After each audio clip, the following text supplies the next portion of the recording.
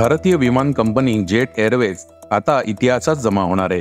तर सरन्यायाधीश चंद्रचूड यांना AI वकिलाने अचूक उत्तर दिलंय. पृथ्वीवरील वातावरण सलग दुसऱ्या वर्षी सर्वाधिक उष्ण राहणार आहे. तसंच ऑस्ट्रेलियात सोशल मीडियावर बंदी घालण्यात आली आहे. भारतातील शहरांबाबत धक्कादायक भाष्य करणाऱ्या लॅन्सेट अहवालाला सरकारचा विरोध.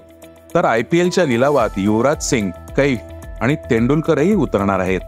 प्रेग्नंट असलेल्या राधिका आप्टेने खळबळजनक विधान केलंय. या बातम्या आपण आजच्या पॉडकास्टमध्ये ऐकणार आहोत. नमस्कार, मी अनिरुद्ध गद्रे. आज 8 नोव्हेंबर, वार शुक्रवार.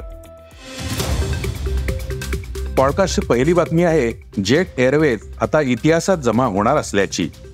आर्थिक संकटामुळे डबघाईला आलेली जेट एअरवेज ही कंपनी आता इतिहास जमा होणार आहे. कारण सुप्रीम कोर्टाने याबाबत महत्त्वाचा निर्णय दिलाय.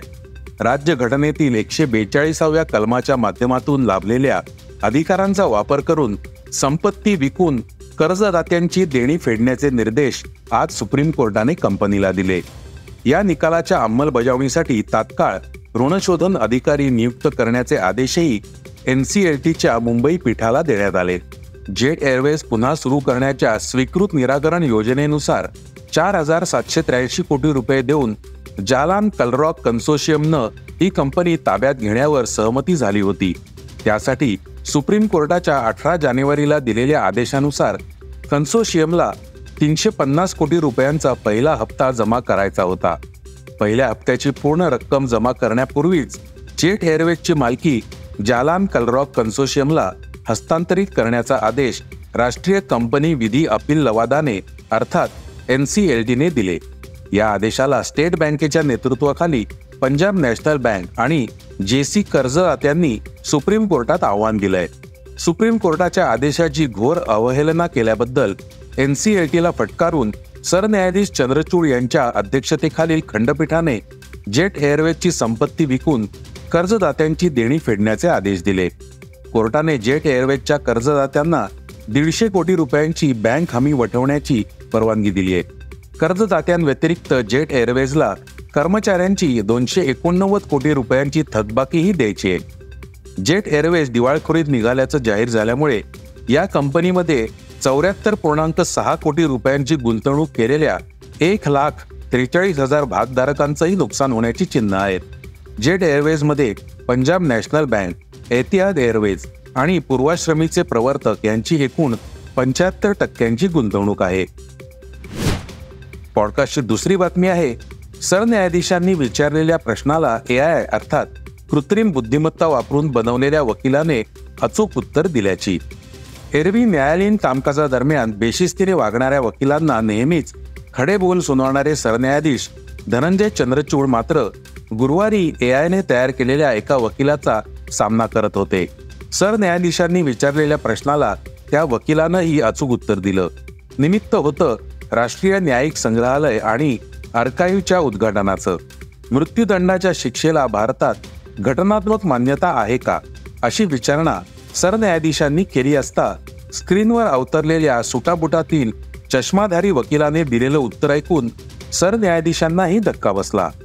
होय, भारतात मृत्यूदंडाच्या शिक्षेला घटनात्मक मान्यता आहे. दुर्मिळात दुर्मिळ आणि अत्यंत क्रूर स्वरूपाच्या गुन्ह्याप्रकरणी सुप्रीम कोर्ट मृत्यूदंडाची शिक्षा ठोठावू शकतं, असं उत्तर या वकिलाने दिलं. हे उत्तर ऐकून सरन्यायाधीश देखील अवाक झाले. भावी सरन्यायाधीश संजीव खन्ना देखील यावेळी उपस्थित होते. सरन्यायाधीश म्हणाले, नव्या संग्रहालयात सुप्रीम कोर्टाचं प्रतिबिंब उमटलेलं पाहायला मिळेल आणि देशासाठीचं त्याचं महत्त्व देखील त्यातून अधोरेखित करण्यात आलंय. हे संग्रहालय युवा पिढीसाठी चर्चा आणि संवादाचं केंद्र बनावं असं आम्हाला वाटतं. इथे केवळ वकील आणि न्यायाधीशांनीच यावं असं नाही, शाळा आणि महाविद्यालयात शिक्षण घेणाऱ्या तरुण पिढीने इथे येऊन माहिती घ्यावी. या संग्रहालयामुळे त्यांना जिवंत अनुभव घेता येईल. कायद्याचं राज्य म्हणजे नेमकं काय आणि न्यायाधीश, वकील नेमके कशा पद्धतीने काम करतात याची माहिती त्यांना मिळू शकेल. हे संग्रहालय केवळ न्यायाधीश केंद्री नाही, देशाच्या राज्यघटनेची निर्मिती करणाऱ्या घटना समितीचं प्रतिबिंब देखील या संग्रहालयात पाहायला मिळेल. ज्या वकिलांनी न्यायव्यवस्थेत उल्लेखनीय योगदान दिलं त्या सर्वांच्या कामाचं प्रतिबिंब इथे पाहायला मिळेल. अशीच उत्तमोत्तम मंडळी भविष्यात न्याय व्यवस्थेत येतील याची मला खात्री आहे. आता पुढील आठवड्यातच माझ्या जागी नवे सरन्यायाधीश विराजमान होतील. ते देखील युवा पिढीला जागा करून देतील अशी मला आशा आहे, असं चंद्रचूड यांनी नमूद केलं. पॉडकास्टची तिसरी बातमी आहे पृथ्वीवरील वातावरण सर्वाधिक उष्ण राहणार आहे या खळबळजनक अहवालाची. सलग दुसऱ्या वर्षी पृथ्वीवरील वातावरण सर्वाधिक उष्ण राहणार आहे. तसंच यंदा प्रथमच औद्योगिकीकरण पूर्व काळाच्या तुलनेत तापमान वाढ 1.5 अंशाच्या वर गेलं असल्याची कोपर्निकस या युरोपीय हवामान संस्थेने म्हटलंय. निसर्ग आपल्याला वारंवार इशारे देत असून अद्यापही त्याकडे गांभीर्याने पाहिलं जात नसल्याची खंत या संस्थेचे संचालक कार्लो ब्युटेम्पो यांनी व्यक्त केली आहे. अमेरिकेच्या अध्यक्षपदी डोनाल्ड ट्रम्प निवडून येण्याच्या दुसऱ्याच दिवशी यंदाचं वर्ष सर्वात उष्ण राहणार असल्याचा अहवाल प्रसिद्ध झालाय. तापमान वाढ हा काल्पनिक मुद्दा असल्याचं ट्रम्प यांचं मत असून पुन्हा अध्यक्षपद मिळाल्यास तेल उत्खनन वाढवण्याचं आश्वासन त्यांनी दिलं होतं. त्यामुळे ट्रम्प यांच्या विजयामुळे काही पर्यावरण संस्थांनी चिंता व्यक्त केली आहे. पॅरिस पर्यावरण परिषदेवेळी झालेल्या ठरावानुसार जागतिक तापमान वाढ 1.5 अंश सेल्सिअसपेक्षा अधिक वाढू न देण्याचं उद्दिष्ट ठरवण्यात आलं होतं. मात्र यंदा प्रथमच तापमान वाढ 1.5 अंशाच्या पुढे गेली आहे. याबाबत ब्युटेम्पो यांनी चिंता व्यक्त केली आहे. तसंच जगभरात अनेक ठिकाणी पर्यावरणात तीव्र बदल होत असून त्यामुळे नैसर्गिक आपत्ती येत आहेत. निसर्गाकडून असे वारंवार इशारे मिळत असतानाही त्याकडे दुर्लक्ष करणं धोकादायक आहे, असा इशारा ब्युटेम्पो यांनी दिलाय. अझरबैजानमध्ये पुढील आठवड्यात पर्यावरण बदल परिषद होत असून यामध्ये तापमान वाढीच्या मुद्द्यावर सखोल चर्चा होणं अपेक्षित आहे. पॉडकास्टची चौथी बातमी आहे ऑस्ट्रेलियात बंद झालेल्या सोशल मीडियाची. सध्याच्या काळात युवा पिढीचं मानसिक आरोग्य सुदृढ ठेवण्यासाठी ऑस्ट्रेलियात अनेक उपाय योजले जात आहेत. त्याचाच एक भाग म्हणजे 16 वर्षांखालील मुलामुलींना सोशल मीडिया वापर करण्यावर बंदी घालण्यात आली आहे. तशी घोषणा पंतप्रधान अँथोनी अल्बानीज यांनी गुरुवारी केली. सोशल मीडिया व्यासपीठावरील कंपन्यांनी नवी नियमावली जाहीर करावी अथवा त्यांना संभाव्य दंडाला सामोरे जावे लागेल, असा इशारा त्यांनी दिलाय. या समस्येवर तोडगा काढण्यासाठी या महिनाअखेरीस कायदा करण्यात येणार असल्याचंही त्यांनी सांगितलं. पॉडकास्टची चौथी बातमी आहे लॅन्सेटने दिलेल्या एका खळबळजनक अहवालाची. भारतातील 10 प्रमुख शहरात हवेच्या खराब दर्जामुळे मृत्यूदर वाढत असल्याचा धक्कादायक अहवाल लॅन्सेटने प्रसिद्ध केलाय. या अहवालाला केंद्रीय प्रदूषण नियंत्रण मंडळाने अर्थात CPCBने विरोध दर्शवलाय. या अहवालात पूर्ण तथ्य मांडण्यात आलं नसून या शहरातील मृत्यू केवळ हवा प्रदूषणामुळे झालेले नाहीत. संशोधनासाठी वापरलेला उपग्रहांचा डेटा आणि मॉडेलिंगच्या तंत्रातून दाखवलेलं प्रतिबिंब फसवं असल्याचं CPCBने म्हटलंय. भारतातील 10 प्रमुख शहरात दरवर्षी हवा प्रदूषणामुळे 33,000 जणांचा मृत्यू होत असल्याचा निष्कर्ष लॅन्सेटने काढलाय. यामध्ये दिल्ली, मुंबई, पुणे, अहमदाबाद, बंगळुरू, चेन्नई, हैदराबाद, कोलकाता, सिमला आणि वाराणसी या शहरांचा समावेश आहे. पॉडकास्टची 5वी बातमी आहे क्रीडा विश्वातील IPLच्या लिलावाची. सौदी अरेबियातील जेद्दाह या शहरात 24 आणि 25 नोव्हेंबर रोजी IPL 2025चं मेगा ऑक्शन होणार आहे.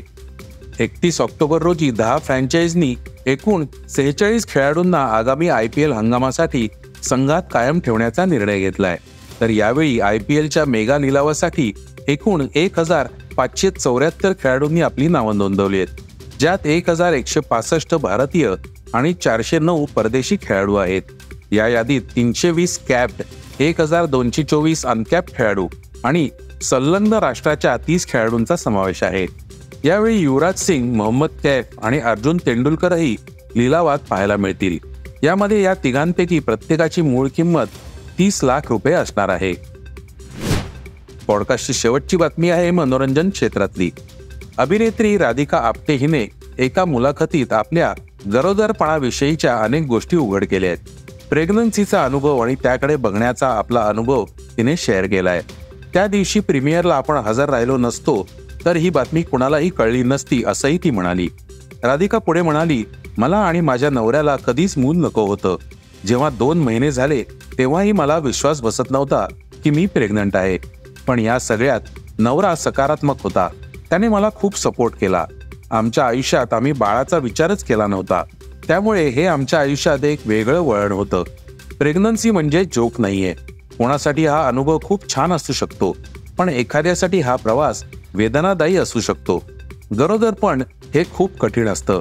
तुमच्या शरीरात बदल होत असतात. माझ्यासाठी हे सगळं सोपं नव्हतं. मी खोटं बोलणार नाही, हे सगळं खूप त्रासदायक, अवघड असतं. स्वतःला शारीरिक आणि मानसिक दृष्ट्या सक्षम करावं लागतं, अशा शब्दात तिने आपल्या भावना व्यक्त केल्या आहेत. हे होतं सकाळचं पॉडकास्ट. उद्या पुन्हा भेटूयात. हे पॉडकास्ट तुम्हाला कसं वाटलं जरूर कळवा. त्याला रेटिंग द्या आणि इतरांना रेकमेंड करा. धन्यवाद. Script and research by Amit Ujagare.